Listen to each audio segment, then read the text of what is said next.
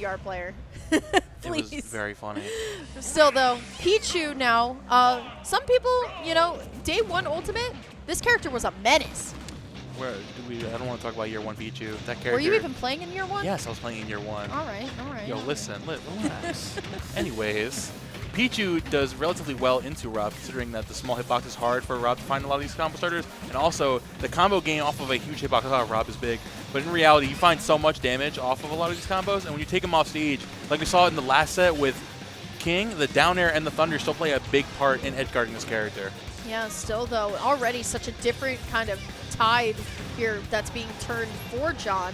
Has to play on the back foot, finds the F smash, but unable to find the stock. I love the backwards gyro toss into the stage into double back air. Josh the Gamer putting on an absolute show.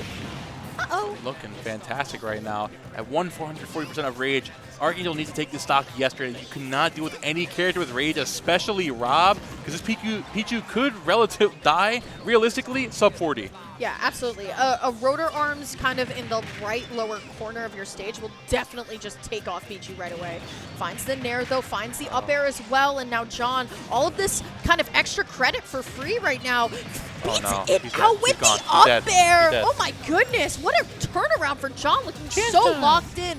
I do have to say though, I mean, John is already very used to fighting this character, while Archangel kind of just came back from fighting Greninja. Very different kind of matchups here, but John still holding on to third stock at 191 and getting more damage for it.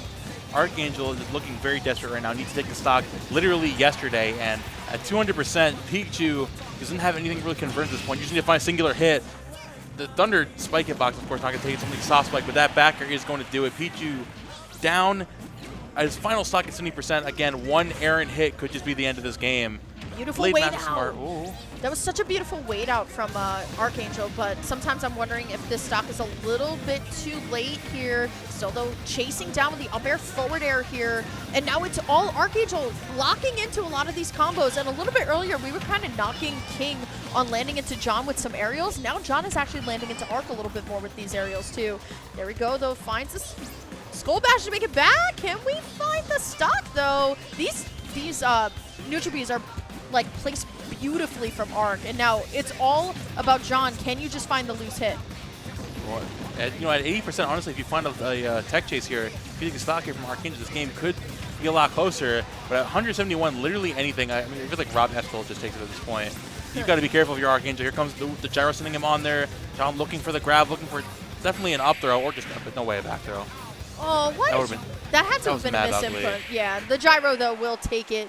That will be John taking game one. Starting to slowly kind of walk away from him, though. Obviously, the back throw, definitely a misinput there. Let's kind of call it as it is. But definitely, as Arc kept playing, we heated up a little bit more, right? We saw a lot of those, like, the neutral B hit stuns for a character like Rob, who's a little bit bigger, always is going to allow that Pichu player to get into the zone of a lot of these aerials. So, see how this one is going to go. Game number 2, we are still in best of 3 territory, so Josh the Gamer leading the set 1-0. I like how you mentioned earlier how Arc has been placing these Thunder Chills so good towards the end of that game. If Arc is able to play patiently and place Chills like he did the entire game, it's going to be a much closer game for John. We're already seeing him placing them down on the stage, forcing John to rethink his landing options. And like you mentioned earlier, landing aggressively like King did in the last set, and looking like giving Archangel a lot more opportunities to find his damage. Yeah, looking a little bit more even here going into game number 2 on Pokemon Stadium 2. Now John, though, I like the way that John has now recognized, you know what, maybe I am the one who's pressing first. Maybe I do need to back up just a little bit. Setting out the gyro as a way to stop the Thunderbolts, and then actually trying to read where the aerial is going to go with the Nair, which is really good positioning here. But speaking of Nairs, both of them fighting a Nair of their own, but Gyro and Thunderbolt both annoying in their own right, and we've seen just kind of this, what I like to call a Wild West neutral. But we were talking about a little bit earlier, kind of poking from above or below the ledge, hitting above. That's what John just did. And good stuff there to call out that Pichu sitting here aggressively on the ledge. Now we have John trying to make it back. Of the Nair there to find even more damage, landing with the aerials, the dash attack, taking him all the way outside into the rotor arm.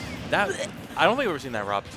That was gross. What? I've never seen like that, like a forward air into like That was just some nonsense. I was about to say, you've never seen rotor arms No, before. I've never. April Fool's was yesterday, my guy. Still, though, Jawn finds the up air. It's not going to be enough, but another one of those combos right from that point, kind of above the platforms, could be it. There's the up throw. Looking for the Thunder. Will be able to get it. Archangel going to lock back in, at least for the moment. But once more, it's just like game number 1. Are we locking in a little too late? 100%. That's the thing. A lot of these players, like, they find the answer a little too. That was disgusting. No, that was a Jenga combo right there, dog. Down throw. Oh, trying to read. I like how Jawn is going for a little bit of like creativity here. Jawn, stop it. Please just F-tilt him, dog. Yeah, I mean, listen, slow sustained damage is still sustained damage. Rotor arm's not going to be enough. What a recovery. Yeah, that was a great recovery from Arc.